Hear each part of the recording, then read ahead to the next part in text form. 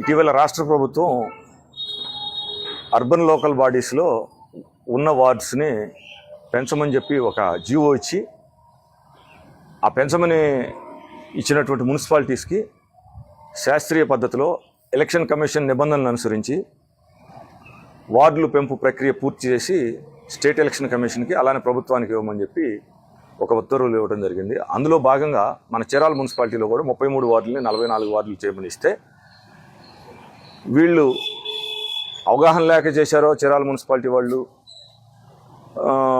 కారణం నాకు తెలియదు, కానీ డ్రాఫ్ట్ నోటిఫికేషన్ ఏదైనా అభ్యంతరాలు ఉంటే పౌరులు తెలపమని చెప్పి ఒక 5 days బ్యాక్ ఇచ్చారు. ఈరోజు లాస్ట్ డేట్. ఏ విషయంలో అభ్యంతరం తెలియజేయాలి? మేము నిర్ణయించినటువంటి సరిహద్దులు సక్రమంగా ఉన్నాయా లేవా, ప్రజలకి మేము పరిపాలన అందించడానికి, ప్రభుత్వం సైడ్ నుంచి పౌర సేవలు అందించడానికి సౌలభ్యంగా ప్రజలకు ఉన్నాయా లేవా అనేది ఒకటైతే, అంటే బౌండరీస్ని స్పెసిఫిక్గా మెన్షన్ చేయటం. రెండోది జనాభా, దాన్ని అనుసరించి వచ్చే ఓటర్ల సంఖ్య నిర్దిష్టంగా ఉందా లేదా అనేది. ఈ రెండింటి మీదే అభ్యంతరాలు ప్రభుత్వం తాలూకా లోకల్ డొమైన్ చీరాల మున్సిపాలిటీ ప్రజలను అడగాలి. ఈ 44 వార్డుల్లో అసలు జనాభానే ప్రస్తావించాల. పాపులేషన్ అనేది అందులో ఇంపార్టెంట్ ఫ్యాక్టర్ ఏంటంటే, main important factor latest census ప్రకారం, ఎలక్షన్ కమిషన్ గైడ్లైన్స్ ప్రకారం, లేటెస్ట్ సెన్సెస్ ప్రకారం ఆయా వార్డుల్లో ఎంతమంది జనాభా ఉండాలి. చీరాల వార్డులకి జనాభా సంఖ్య ప్రకారం 1500 మంది ఓటర్లు ఉండాలి యాజ్ పర్ పాపులేషన్ ప్రపోర్షనేషన్లో. అంటే పాపులేషన్ని బట్టి ఓటర్లు వస్తారు. 18 సంవత్సరాల పైనకే ఓటు ఉంటుంది, అది అందరికీ తెలిసిన విషయమే. ఈ లేటెస్ట్ సెన్సెస్ని క్రైటీరియా తీసుకొని 1500 ఓటర్లకి ±10% మించకుండా తగ్గకుండా ఇవ్వమనేది. అసలు ఏ వార్డులో ఎంతమంది ఓటర్లు ఉన్నారు, ఎంతమంది జనాభా ఉన్నారు అనేది వాళ్ళు ఇచ్చిన నోటిఫికేషన్లు ఎక్కడా తెలియపరచాల. అది బ్లండర్ మిస్టేక్.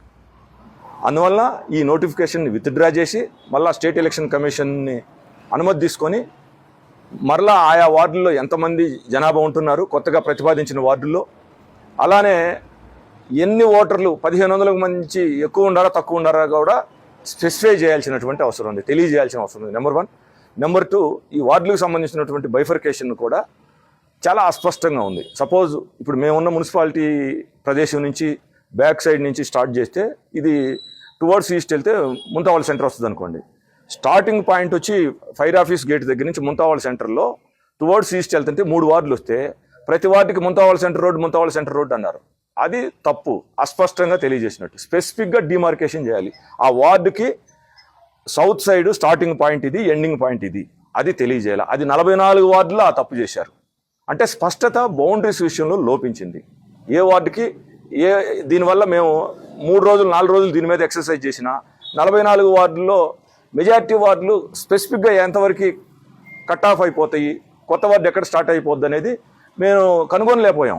ఒక 100 మంది కూర్చొని 2-3 రోజులు వర్క్ చేసిన, అంటే వార్డుల బౌండరీస్లో స్పష్టత లేదు, అసలు జనాభా సంఖ్యని మెన్షన్ చేయలే. ఒక రకంగా ఇది చాలా పెద్ద తప్పు.